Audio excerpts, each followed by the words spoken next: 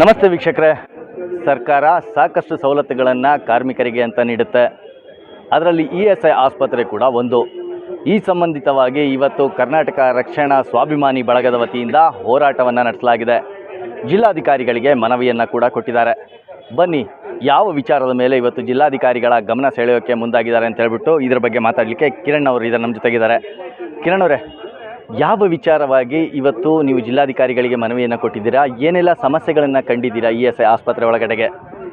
Sir, ಇವತ್ತು ಕರ್ನಾಟಕ ರಕ್ಷಣಾ ವೇದಿಕೆ ಸ್ವಾಭಿಮಾನಿ ಬಣದಿಂದ ಶಿವಮೊಗ್ಗ ಜಿಲ್ಲೆಯಲ್ಲಿ ಆಗ್ತಕ್ಕಂಥ ಕಾರ್ಮಿಕರಿಗೆ ಸೌಲಭ್ಯ ವಂಚಿತರು ಏನಾಗ್ತಾ ಇದ್ದಾರೆ ಅದ್ರ ವಿರುದ್ಧವಾಗಿ ನಾವು ಪ್ರತಿಭಟನೆ ಕೊಡ್ತಾ ಇದ್ದೀವಿ. 5-6 ಹಕ್ಕೊತ್ತಾಯಗಳನ್ನು ಇಟ್ಕೊಂಡು ಇವತ್ತು ಜಿಲ್ಲಾಧಿಕಾರಿಗಳ ಕಚೇರಿ ಮುಂದೆ ಬಂದಿದ್ದೀವಿ.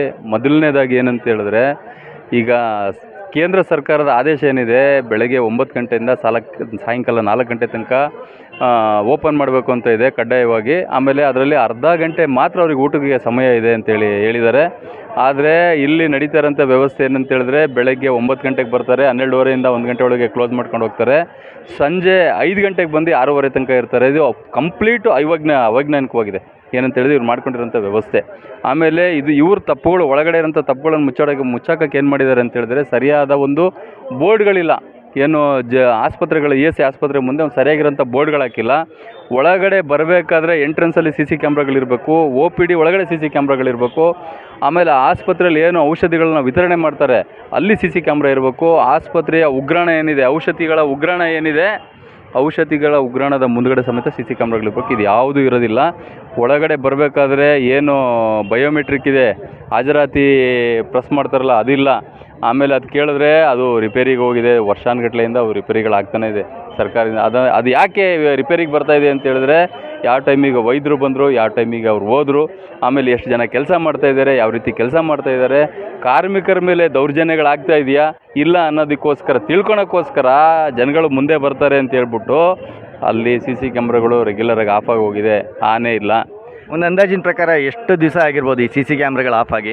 CC ಕ್ಯಾಮ್ರಾಗಳು ಒಂದೇ ಒಂದು ಕೌಂಟ್ರಲ್ಲಿ ಆನಲ್ಲಿತ್ತು. ನಾವು ಹೋಗಿ ವೀಕ್ಷಣೆ ಮಾಡಿದಾಗ ಮಿಕ್ಕಿದ ಯಾವುದು CC ಕ್ಯಾಮ್ರಾಗಳು ಯಾವುದು ಆಫಲ್ಲಿಲ್ಲ. ಬಯೋಮೆಟ್ರಿಕ್ಕು 6 ತಿಂಗಳಿಂದನೂ ರಿಪೇರಿಗೆ ಕಳಿಸಿದ್ದೀನಿ ಅಂತಲೇ ಹೇಳ್ತಾ ಇದ್ದಾರೆ. ಅಲ್ಲಿಂದ ರಿಪೇರಿಯಾಗಿ ಬಂದಿಲ್ಲ ಅಂತಾರೆ. ಇದು ಅವರೇ ಮಾಡ್ಕೊಂಡಿರೋಂಥ ಇದು ಅವ್ಯವಸ್ಥೆ ಇದು. ಯಾಕಂದರೆ ಅವ್ರದ್ದು ತಪ್ಪು ಎಲ್ಲೂ ಸಿಗೋಕೊಂಬಾರ್ದು ಅನ್ನೋದಕ್ಕೋಸ್ಕರ ಅವ್ರು ಮಾಡ್ಕೊಂಡಿದ್ದಾರೆ.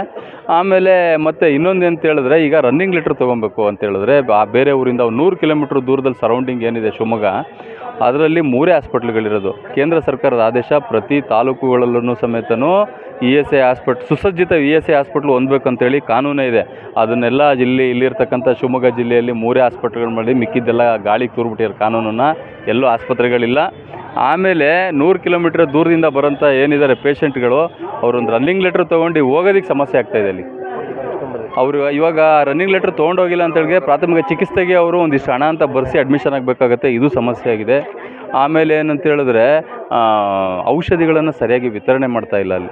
ಔಷಧಿಗಳ ವಿತರಣೆ ತುಂಬ ಕೊರತೆ ಇದೆ. ಆಮೇಲೆ ಶೌಚಾಲಯದ ಅವ್ಯವಸ್ಥೆ ಇದೆ. ಆಮೇಲೆ ಅಲ್ಲಿ ಇರ್ತಕ್ಕಂಥ ಈಗ ಹೆಣ್ಮಕ್ಳು ಬರ್ತಾರೆ, ಅವರಿಗೆ ಮಕ್ಕಳಿಗೆ ಹಾಲುಣಿಸ್ತಕ್ಕಂಥ ಒಂದು ವಿಶೇಷವಾದ ಕೊಠಡಿಗಳಿರಬೇಕು. ಆ ಥರ ಕೊಠಡಿಗಳು ಯಾವುದೂ ಇಲ್ಲ. ಆಮೇಲೆ ಸಂಪೂರ್ಣವಾಗಿ ಅವ್ಯವಸ್ಥೆಗಳಿಂದ ಕೂಡಿರ್ತಕ್ಕಂಥ, ಅಂದರೆ ಬೇಸಿಕ್ ನಾರ್ಮ್ಸ್ ಕೂಡ ಅಲ್ಲಿಲ್ಲ ಅಂತ ಯಾವುದೂ ಇಲ್ಲ ಸರ್. ಅಲ್ಲಿ ಕಂಪ್ಲೀಟ್ ಎಲ್ಲ ನಿಲ್ಲಾಗಿ ಹೋಗ್ಬಿಟ್ಟಿದೆ. ಯಾಕಂತ ಹೇಳಿದ್ರೆ, ಈಗ ರಾಗಿಗುಡ್ಡದಲ್ಲಿ ಒಂದು ಆಸ್ಪತ್ರೆ ಕಟ್ತಾ ಇದ್ದಾರೆ ಅಂತೇಳಿ ಇದು ವರ್ಷಾನುಗಟ್ಲೆಯಿಂದ ಎಲ್ಲರಿಗೂ ಗೊತ್ತಿರೋಂಥ ವಿಚಾರ. ಅದು ಇನ್ನೂ ಕಟ್ತಾನೆ ಇದ್ದಾರೆ. ಅದು ಕಟ್ಟಿದ ಮೇಲೆ ಏನಾರ ಬಗೆಹರಿಬೋದು ಸಮಸ್ಯೆ ಅಂತ ನಾವು ಅಂದ್ಕೊಂಡಿದ್ದೀವಿ. ಬಟ್ ಅಲ್ಲಿ ಆಸ್ಪತ್ರೆ ಕಟ್ಟತಕ್ಕಂಥ ಇಲ್ಲಿರ್ತಕ್ಕಂಥ ಆಸ್ಪತ್ರೆಗಳೇನಿದೆ ಅದಾರು ಸುಸ್ಥಿತಿಯಲ್ಲಿರಬೇಕು. ಆಮೇಲೆ ಕಡ್ಡಾಯವಾಗಿ ಏನಿದೆ ಸಾರ್ವಜನಿಕರಿಗೆ ಸೇವೆ ಕೊಡೋಂಥ ಕೆಲಸ ಕ್ಲೀನಾಗಿ ನಡಿಬೇಕು ಅನ್ನೋದಕ್ಕೆ ಉದ್ದೇಶಗಳನ್ನು ಇಟ್ಕೊಂಡು ಇವತ್ತು ನಾವು ಜಿಲ್ಲಾಧಿಕಾರಿಗಳ ಮುಖಾಂತರ ನಾವು ಕಾರ್ಮಿಕ ರಾಜ್ಯ ವಿಮಾ ಯೋಜನೆಗೆ ಯೋಜನೆ ಅಧಿಕಾರಿಗಳು ಮನವಿಯನ್ನು ಸಲ್ಲಿಸ್ತಾರೆ. ಈಗ ಒಳಗಡೆಗೆ ಏನು ಅಧಿಕಾರಿಗಳಿಗೆ ನೀವು ಮಾತಾಡಿಸಿದಾಗ ಅವ್ರ ಪ್ರತಿಕ್ರಿಯೆ ಏನಿತ್ತು? ನೀವು ನ್ಯೂನತೆಗಳನ್ನು ಎತ್ತಿ ತೋರಿಸಿದಾಗ ಅದ್ರ ಬಗ್ಗೆ ಅವ್ರು ಯಾವ ಥರದ ಉತ್ತರ ಕೊಟ್ಟರು? ಅಂದರೆ ಸಮಂಜಸ ಉತ್ತರ ಕೊಟ್ಟರು, ಹಾರಿಕೆ ಉತ್ತರ ಕೊಟ್ಟರು, ಏನಂತ ಹೇಳಿದ್ರು? ಅವರು ಏನಂತ ಹೇಳಿದ್ರೆ, ಜಾಸ್ತಿ ಪ್ರೆಸರ್ ಮಾಡಿ ಮಾತಾಡಿದ್ರೆ ನಮ್ಮನ್ನು ಟಾರ್ಗೆಟ್ ಮಾಡ್ತಿದ್ದೀರ ಅನ್ನೋ ಒಂದು ಮಾತನ್ನು ಹೇಳ್ತಾರೆ. ಬಟ್ ಟಾರ್ಗೆಟ್ ಅಲ್ಲ, ಮೂಲಭೂತ ಸೌಕರ್ಯಗಳ ಪ್ರಶ್ನೆಗಳು ಕೇಳಿದಾಗ ನಾವು ಮೇಲಧಿಕಾರಿಗಳಿಗೆ ಗಮನಕ್ಕೆ ತಂದಿದ್ದೀವಿ. ಆಮೇಲೆ ಮೇಲ್ ಮಾಡಿದ್ದೀವಿ. ಅವ್ರು ಅಲ್ಲಿಂದ ಏನು ಹೇಳ್ತಾರೆ ಅದ್ರ ಮೇಲೆ ನಾವು ರೆಡಿ ಮಾಡಿಸ್ತೀವಿ. ಬೋರ್ಡ್ ವಿಚಾರ ಕೇಳಿದಾಗ ನಾವು ಬರೆಯೋಕ್ಕೆ ಕೊಟ್ಟಿದ್ದೀವಿ. ಒಂದು ಬೋರ್ಡ್ ಬರೆಯೋಕ್ಕೆ ಎಷ್ಟು ದಿನ ಬೇಕು ಸರ್? ಅವರು ಮನಸ್ಸಿಗೆ ಬಂದಂಗೆ ಅವರು ಬೋರ್ಡೇ ಬೇಡ, ಅವರಿಗೆ ಜನಗಳು ಹುಡ್ಕೊಂಬರ್ಬೇಕು ಎಲ್ಲಿದೆ ESI ಹಾಸ್ಪಿಟ್ಲ್. ಆ ಮಟ್ಟಕ್ಕೆ ಇವತ್ತು ಶಿವಮೊಗ್ಗ ನಗರದಲ್ಲಿ ESI ಹಾಸ್ಪಿಟ್ಲ್ ಅವ್ಯವಸ್ಥೆ ಆಗಿದೆ. ಒಟ್ಟಾರೆ ವೀಕ್ಷಕರೇ, ಏನು ಯಾರೆಲ್ಲ ಮಾತಾಡ್ತಾರೆ, ಸರ್ಕಾರಗಳ ಏನು ನಿಯಮಗಳಿದೆ ಅಥವಾ ಸರ್ಕಾರಗಳು ಏನು ಕಾರ್ಮಿಕರಿಗೋಸ್ಕರ ಸವಲತ್ತುಗಳನ್ನು ಮಾಡಿಕೊಡ್ತಾರೆ. ಈ ಸವಲತ್ತುಗಳು ಕೇವಲ ಪುಸ್ತಕಗಳಲ್ಲಿ ಮಾತ್ರ, ಕಾನೂನುಗಳಲ್ಲಿ ಮಾತ್ರ, ವಾಸ್ತವವಾಗಿ ಅದು ಜನರ ತನಕ ತಲುಪ್ತಾ ಇದೆಯಾ ಅಥವಾ ಕಾರ್ಮಿಕರ ತನಕ ತಲುಪ್ತಾ ಇದೆಯಾ ಅನ್ನೋದ್ರ ಬಗ್ಗೆ ಗಮನ ಕೂಡ ಹರಿಸಲ್ಲ ಅನ್ನೋದು ಇವರ ಈ ಪ್ರತಿಭಟನೆಯಿಂದ ತಿಳಿತಾ ಇದೆ.